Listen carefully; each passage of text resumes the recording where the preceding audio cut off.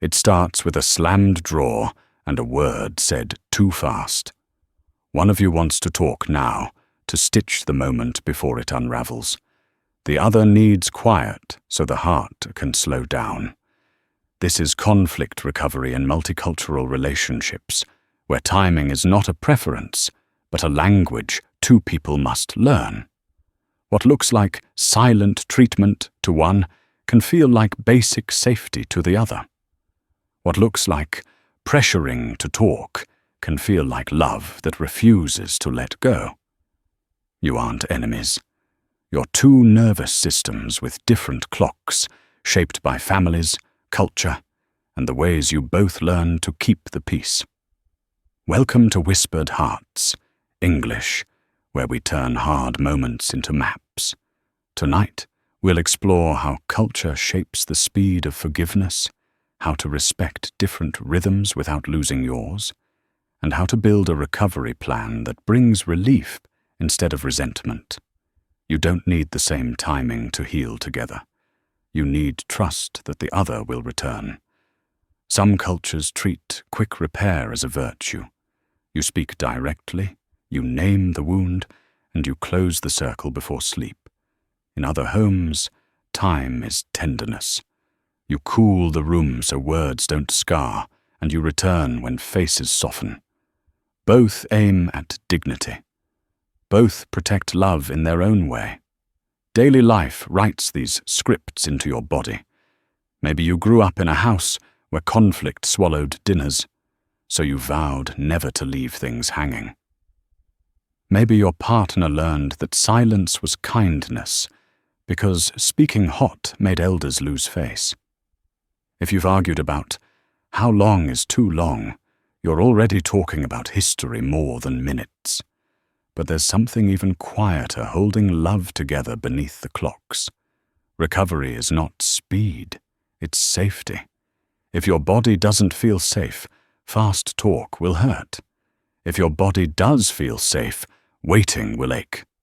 Safety first, timing second. What would change if that became your rule? Here's your first check-in to keep us close. Do you prefer to resolve conflicts right away or later? Say it in one sentence each, then add, "When I'm stressed, I need more. Woes or so puss." You just mapped the storm before it hits again. Start by learning your tells. The talk now. Partner might pace the kitchen and open every cabinet. The cool down partner might stare at a window or scrub a plate that's already clean. These aren't quirks. They're bodies trying to manage heat.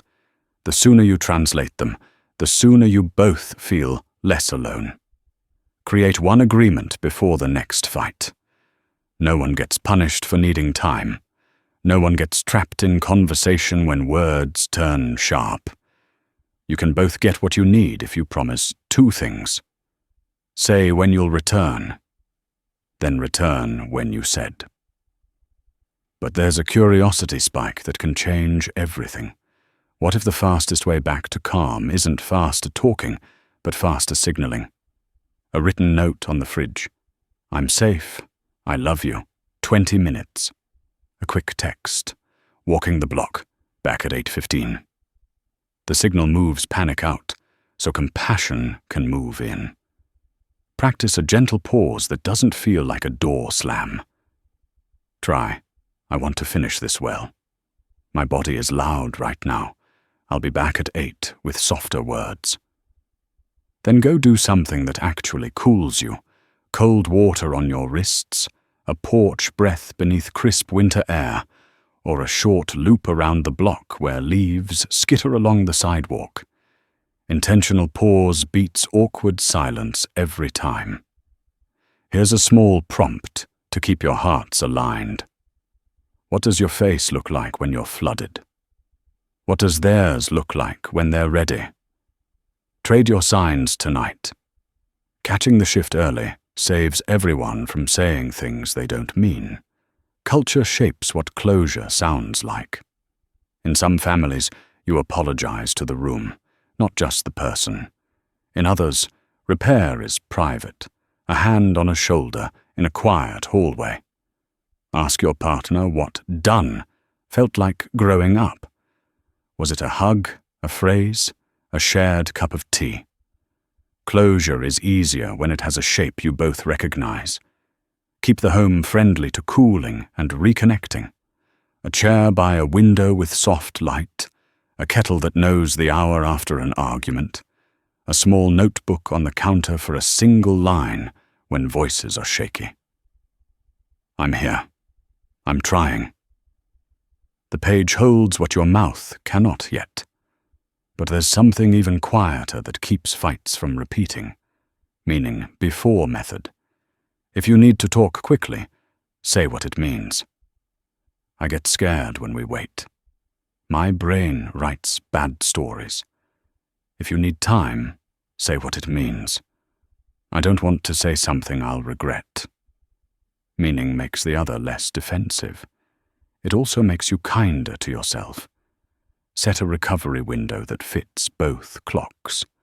For big conflicts, maybe it's no later than tomorrow after breakfast. For everyday bumps, maybe it's within the hour. Put it on the kitchen whiteboard, like any other plan you honor. Plans aren't cold. They're warm promises you can point to when voices rise. Here's a tiny experiment to test this week. After a small disagreement, do a 10 and tea. 10 minutes apart, then tea at the table with 2 questions. What felt tender, and what would help next time? Keep it short.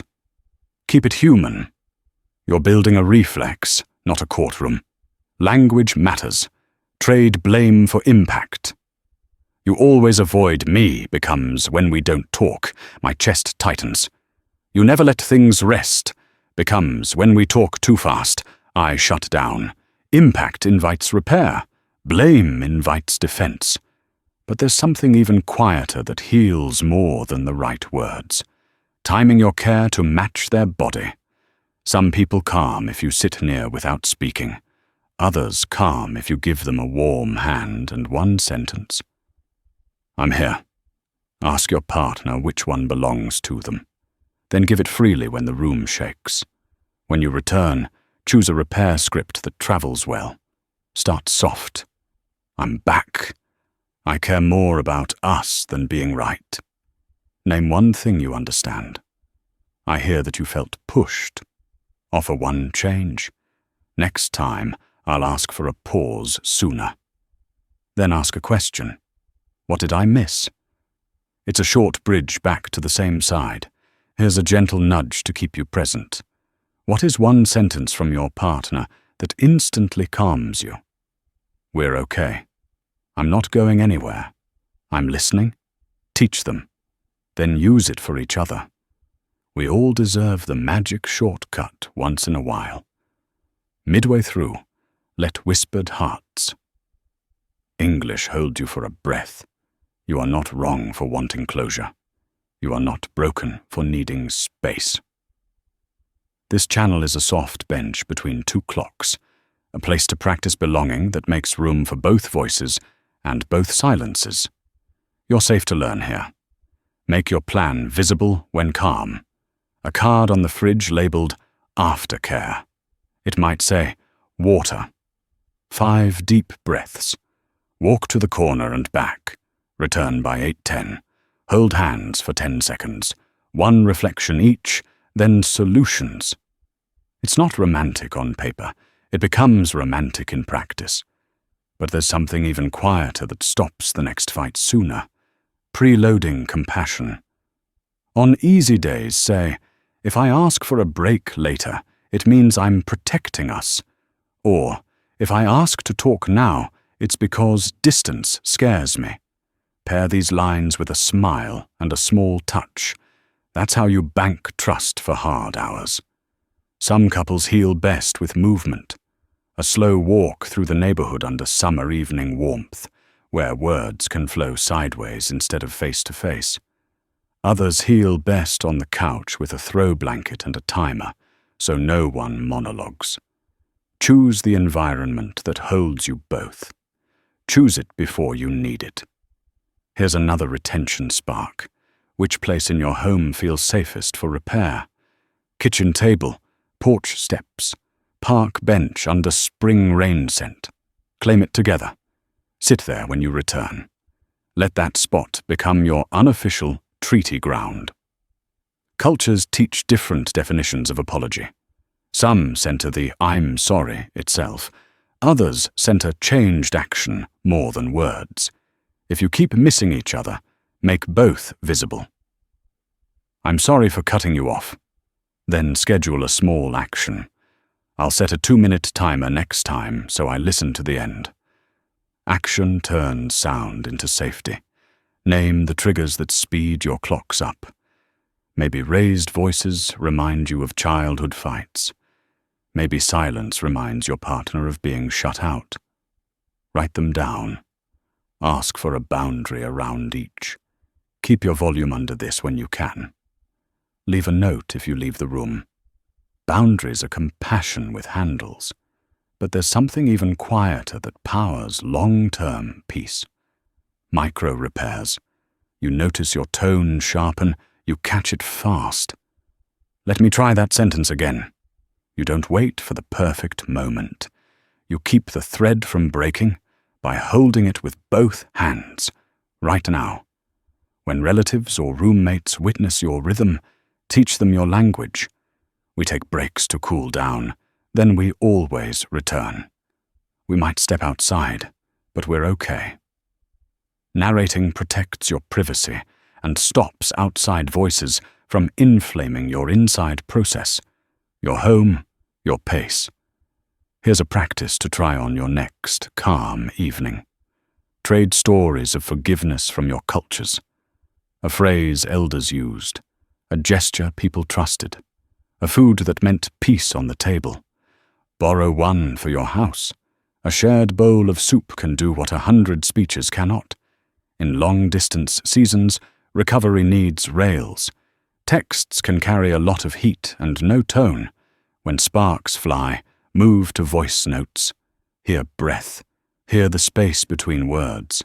Say when you'll call. Then call when you said. Reliability is the love language of every time zone. But there's something even quieter that makes space safe again. Humor that doesn't cut. A small smile at your own patterns. Look at us, 2 clocks trying to hug. Laughter lowers shoulders. Keep it kind. Never use it to dodge repair. If you backslide, and everyone does, repair the repair. I promised to be back at 8, and I missed it. I'm sorry, I should have texted. Here's how I'll make sure I don't leave you waiting like that again. Then put the new step in your phone. Love is 1,000 tiny updates to a promise. Here's another engagement question as you build your plan. What is the shortest pause that still feels respectful? 5 minutes, 20, an hour. Pick it together. Respect the shortest that still protects dignity on both sides. Make peace visible for your bodies. A hug that lasts a slow count of 10. Foreheads together for a breath. A hand squeeze that means we made it through. Touch is a shortcut when words feel like wet matches. Use it to light the way back. Culture also shapes who else gets invited into repair. Some families bring a trusted elder or couple friend when patterns get stuck. Others keep repair private. If you need a witness, choose one who loves both of you and wants your home strong. Clear them on your rules. No sides. Only safety. But there's something even quieter than witnesses. High care with low drama. You don't need a grand speech every time you reconnect. Sometimes it's 2 soft sentences, a cup of tea, and a shared laugh at a show you both like. Your bodies learn. This house returns to calm. As seasons turn, let your recovery rituals shift too. Autumn nights ask for warm lights and a simple stew that forgives the day.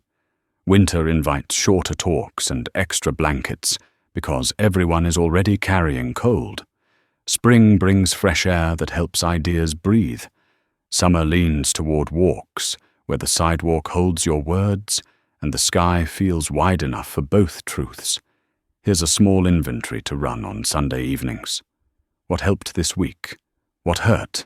What tiny change will we test? Keep it to 2 minutes, then put on a song you both love while you clean the kitchen together. Repair can be ordinary and still be holy.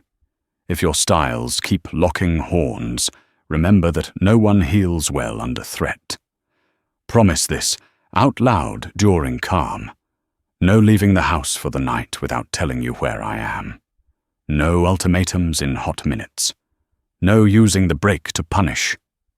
Agreements like these make both clocks less afraid of the other. Mid-roll reassurance again from whispered hearts. English. We believe you can honor your past without becoming trapped by it. We believe your different clocks can learn to chime together. And we believe that homes grow safer when people keep their promises small, visible, and kept. Sometimes neither of you is ready to talk, and life still needs moving. Cook side by side in quiet. Fold laundry like a truce. Watch a light show with captions on. You're not pretending nothing happened. You're reminding the nervous system that connection exists even when conversation can't. When a fight ends, close it on purpose. Say what you learned about yourself.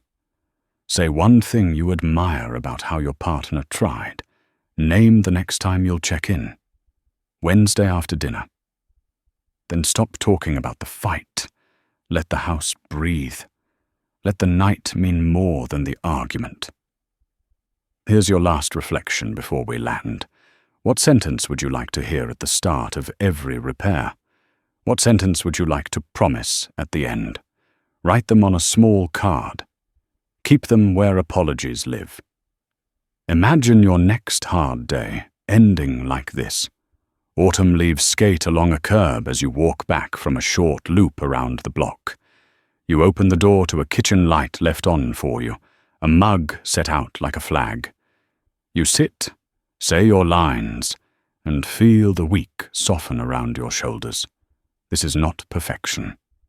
This is the brave craft of 2 clocks learning one song. If you're new here, whispered hearts. English is where hard feelings get kinder, edges and busy lives remember tenderness. We practice repair like a daily language, not a rare ceremony. We believe that quiet and conversation can share a house. Tell us in the comments. Do you prefer to resolve conflicts right away or later? What promise will you try this week, so both clocks feel respected? Your sentence might be the lifeline another couple needs tonight. Love won't ask you to be the same person. It will ask you to be reliable in your difference. Keep your signals clear, your pauses kind, and your returns on time. That is the living art of conflict recovery in multicultural relationships.